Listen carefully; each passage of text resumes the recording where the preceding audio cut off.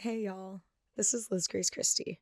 Before we dive into this weekend's Goddess Report, I wanted to let you know that I created a new product that is called an Intuition Kit. These kits are geared to help you grow closer to yourself, your higher self, and your spirit guides. It's a kit that consists of a pendulum mat, and a pamphlet that walks you through the steps to use a pendulum successfully. And beyond that, each kit is handmade and curated by me.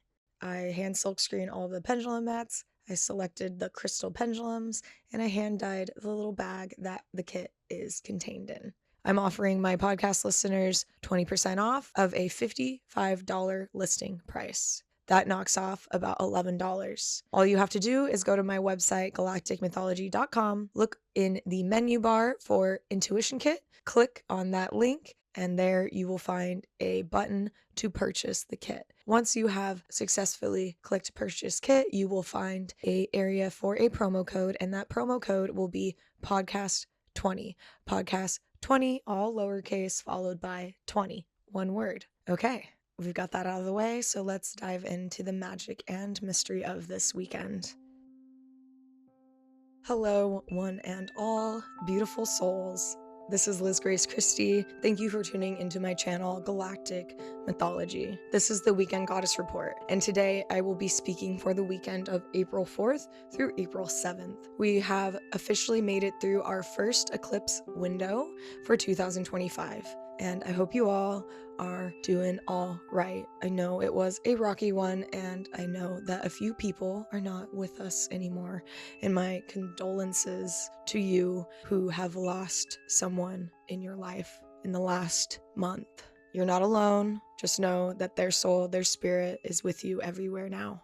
Eclipses are really not times to celebrate. They are times that reveal deep wounds, darkness, and things that have been lurking around in the background for quite some time that have needed to surface. They are popular exit windows for people who are leaving their mortal sheath. So for any of you who did lose someone, I don't like to sound morbid, but eclipses are universally opportune times for beings to leave this realm. Same with full moons. With that in mind, we can send love and empowerment to the beings who did leave their mortal sheath this last month, during, or a couple days before or after this eclipse window had opened. An eclipse that had opened with a Pisces full moon total solar eclipse and ended with an Aries new moon partial lunar eclipse last Friday, Friday going into Saturday morning, depending on where you are in the globe, on March 28th/29th, so last weekend. This weekend, April 4th through April 7th, the moon will be in communication with the North Node in Pisces as opposed to the South Node in Virgo as it was last weekend, with the moon making a trine from Cancer to the North Node in Pisces on Saturday before it slips into the sign of Leo. The moon this weekend is actually in communication and in telepathic communication with a lot of planets in the sky. She will be entering the sign of Cancer on Friday, and then she will be making a sextile to the planet Uranus in Taurus, and then she will go on to trine Saturn in Pisces, and then she will be in communication with the planet Venus and the planet Mercury, who are both in retrograde, but also on the last throes of their retrograde adventures, with the moon making mostly harmonious sextiles, trines, and I would even say this conjunction with Mars to be harmonious throughout the weekend. Things are going to feel like they're finally moving forward. People may be a little bit more open to listening to one another, and they may be a little bit more receptive in general. There's this very soft, almost like sporadically out of norm softness to this weekend that hasn't really been around for the last month with the eclipse windows. Maybe the eclipse window kind of really leveled a lot of us, and we're a little tired, or maybe are more willing to change our perspectives, because we don't want to keep fighting a worthless fight, and we don't want to keep kicking around a dead horse, essentially. I'm speaking from a micro level within our communities. I don't really speak on a global frame at large because, to be honest, I don't pay attention to global news. I do pay attention to the stars in the skies, and I've found that when I pay attention to my community and my inner space, it really actually has a lot of parallels to what's going on in the world at large.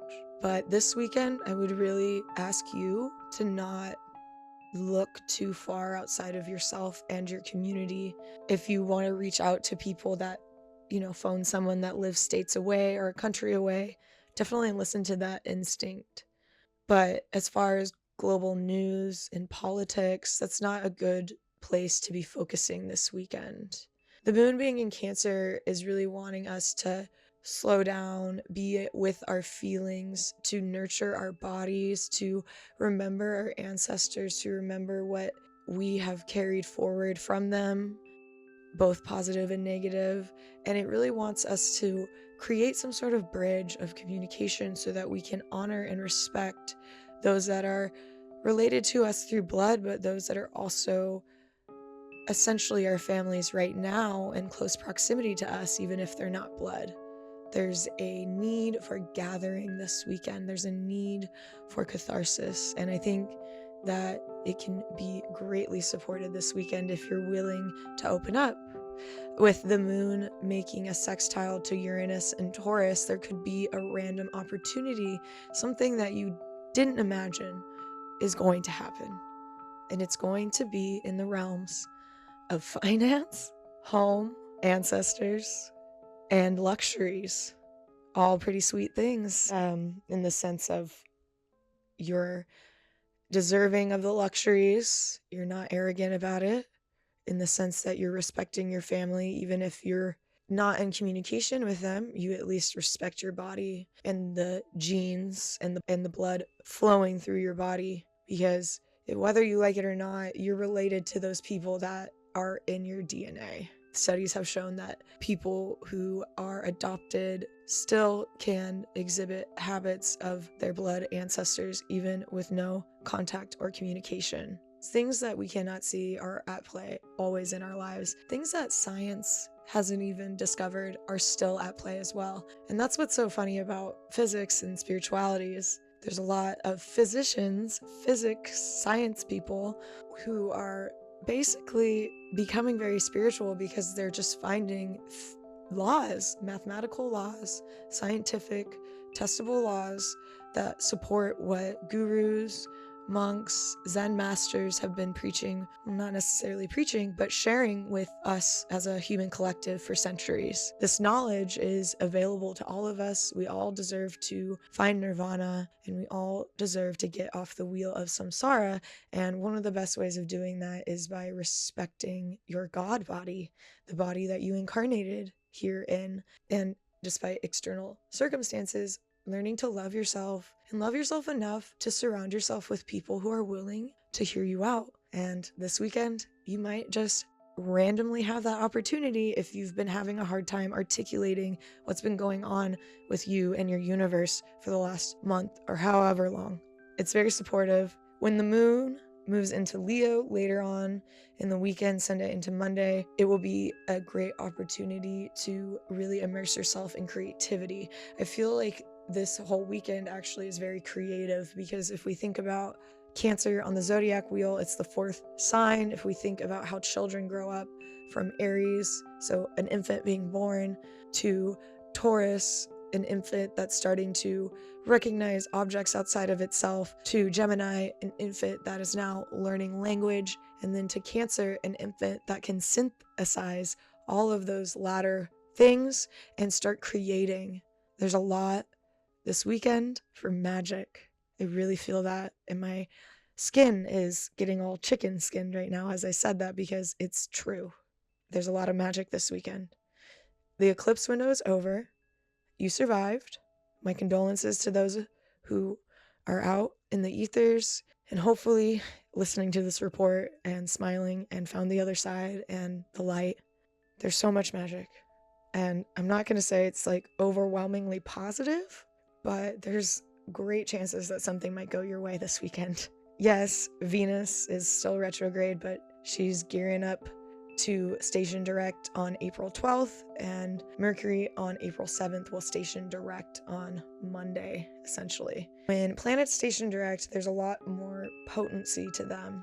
So I feel like this weekend, enjoy it as much as you can, because come Monday, Mercury will station direct, and anything that is not in integrity, it will be a point of topic. We would hope that on Monday, maybe this station direct would just push you into maybe doing your taxes, filing registration for your car, doing sort of bureaucracy. Because if you're in a flesh suit, and particularly if you're in America, you have to play the game of capitalism, and the best way to play is by playing their rules. There's not going to be much room for rule bending at all. So stay within integrity. There might be a temptation to want to blow things off, but I'm telling you, like, enjoy the catharsis, enjoy the feeling of connectivity this weekend, but also be aware that you have things and responsibilities outside of your emotions, outside of your creativity, that need to be taken care of. Saturn will be in a trine with the moon on Friday and Saturday, so I really think if you can't get things done this weekend, by Monday, you're going to have a slap in the face. And then if you really keep avoiding things that need to be done in this game, come that Venus station direct on April 12th, you're going to have no more chances. So yes, take what you can from this beautiful catharsis, magical, revealing weekend. But remember what I said earlier and air some logic into the mix. One more thing before I sign off. Asteroid goddess Pallas Athena in the sign of Aquarius will find herself in a sextile with the sun in Aries around the 15th degree. This is reminiscent of what I've been saying for the last 2 weekends, which is essentially use wisdom while navigating what's in front of you and while navigating your emotional internal spaces. It kind of also supports what I just went off on a tangent on, which was enjoy the creativity, but also remember that you're playing a game, because if you're born in the United States, you definitely have to pay your taxes or they're going to come and get you. I know some people that don't pay their taxes, and that's a choice, and that is a choice that they continue to have to uphold very rigidly by the fact that they choose to outwardly not pay their taxes. You can't avoid everything in bureaucracy. They'll eventually really make it hard on you. So just take that as a warning. I am not really into the whole game of capitalism, but I do acknowledge that I am an American citizen, and I at least don't want to be on their radar, so I do play their game while maintaining my own games. I'm gonna leave it there. Thank you all for tuning in to this weekend's Goddess Report. I'm Liz Grace Christie. Thanks for tuning into my channel, Galactic Mythology. Tell your friends about it. Please leave a comment, subscribe if you're not already, and share this content. It helps the algorithm get to know me, and it helps the algorithm get to know you more. Also, please cash out on that Intuition Kit promo code, podcast20, all lowercase 20, podcast 20, one word. That will deduct $11 off of your intuition kit. I would say your intuition is speaking highly this weekend. So if you have a gut instinct to go to my website, galacticmythology.com, and purchase an intuition kit, listen to it. If it doesn't want you to go purchase an intuition kit, listen to that as well. But if you really enjoy what I have to say every week and would like a handmade piece of art that is known as the intuition kit made by yours truly, I would appreciate the support greatly. I live in this capitalistic matrix and I have bills to pay, but this is also my passion, so I'm not going to give up recording every week. I would greatly appreciate your support and your generosity, and it doesn't come empty-handed. You get an intuition kit. And if an intuition kit isn't speaking to you, but an astrology reading is, I offer those as well on my website. I do half-an-hour readings for $44, and I do 1-hour readings for $88. Thank you again for listening to the end. I'm sending you all so much love. Bye.